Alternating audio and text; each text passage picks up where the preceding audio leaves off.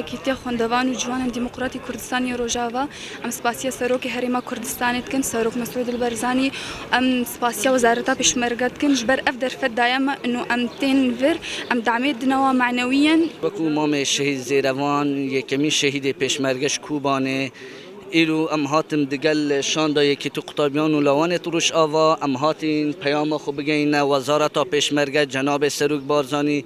که اوان پیشمرگه شاندین بو کوبانه و لسردست و پیشمرگه کوبانه رزگار بو انشاءالله هر چار پارچه کردستان اجده رزگار بید استخوازم الدير كي والقامشلو وهر چار پارچه کردستان پیشمرگه بلعب ایران بینن او سینور نبقى روج آوا و باشور دنمانا نبقى شنغال و كوباني ده نمانا ام ايرو بيشغرتيا جناب سروك هرم كردستان سعود برزاني تكن ام بن ايرو كا بروجيكت نتوي سر هر چهار پارچه كردستان بشمرگه هاتن باعتبار ام حمن پارچكن باشور و روج آوام حميك بشمرگه ورن جما روج آواتن فر حربتكن افدلين او حمدن كردستان يكا جبال خواه وکیل وزارت پیشمرگه انوری حاجی عثمان پیشوازیوان خوندوان و جوان روجاوای کردستان کریه و گوت که شرریوان لکوبان ارکک بون حوجی سپاسیه دیاره اماش خلکی روجاوای ایما که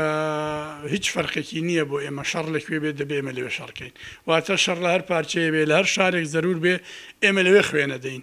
بس پاسو بو هیچ پیشمرگه توان را اگر چی لیره ایما زیاتر ل 1200 شهید مان هەیە و زیاتر ل 7000 پێشمەرگەمان بریندارە بەڵام توانیمان لەوێش بەشداری بکەین لە خوێن بەشداری بکەین لە مقاومە بەشداری بکەین لەو سەرکەوتنە دیارە ئەوانش ئەمڕۆ کاتون بۆ لای ئێمە جێگەی خۆی بوو و ئێمەش دڵخۆش بووین پێی بەڕاستی بۆ ئێمە جێگەی شانازی بوو کە ئەوان وتیان ئێمە هاتوین قبول بکەن ئێمەش پێشمەرگەین دیارە سپاس بخوا سەرکەوتنەکە جگار گەورەیە لە بەرچاوی دنیا نەکرد بەوتنی خۆمان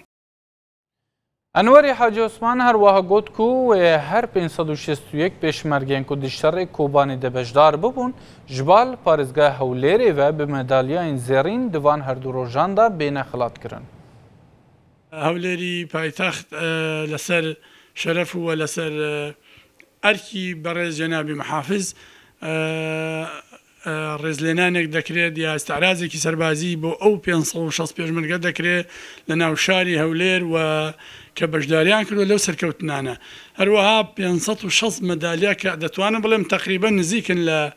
ئەو 500 پێشمەرگەوە ڕقەمەکەش کە بەشداری سەفەری رووسیان کردووە لەگەڵ جەنابی بارزانی گەورە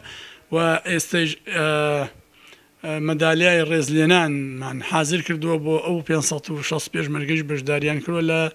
شەڕی کوبانیا و ئینشاءڵڵا لەو ڕۆژانە ئستعرازەکەیان لە ئستعرازی ڕێزلێنان لە بەردەمی شیراتۆن و بۆ محافەزە و لە محافەزە بۆ پارکی شانە دەردەست پێ دەکات